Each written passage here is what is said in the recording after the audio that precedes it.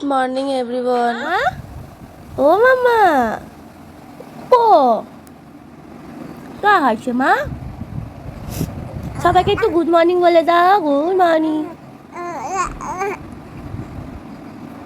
মা টাকু হয়ে গেছে, আমার মাথা টাকু হয়ে গেছে মা। মেঘ করে এসছে, পুরো অন্ধকার হয়ে গেছে। বলতে বলতে বৃষ্টিটাও নেমে গেল। এই বৃষ্টির জন্য আমি কখন থেকে কাজে যাব বলে ওয়েট করছি, আর বেরাতেও পারছি না। তো দেখো ফাইনালি বৃষ্টি একটু কমাতে বেরিয়ে পড়েছি ছাতা নিয়ে, যেহেতু কাজে না গেলে তো আর হবে না। আর দেখো আমাদের এখানে রাস্তায় কত পরিমাণে জল হয়ে গেছে, পুরো জলে ভর্তি হয়ে গেছে। দেখো কাজে চলেও এসছি।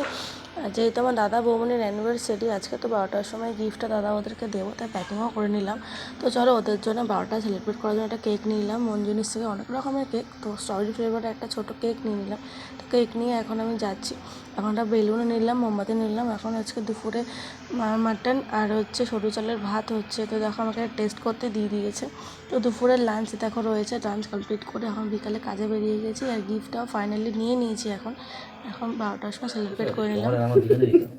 Happy anniversary to both of you. Happy birthday. Happy anniversary, happy anniversary. ছোট্ট গিফট, খুলে দেখো কি আছে। Thank you. এটার মধ্যে কি আছে? খুলে দেখো। তো দেখো তোমরা তো দেখে নিয়েছো আমি গিফটটা দিলাম, তাই তোমাদেরকে দেখালাম না। আর এই সানগ্লাসটা আমার বৌমনি দাদাকে গিফট করেছে। তো চলো আজকে মিনি ব্লগটা এইটুকুনি রাখলাম। ভালো লাগলে লাইক করে, কমেন্ট করে, সাবস্ক্রাইব করে দিও।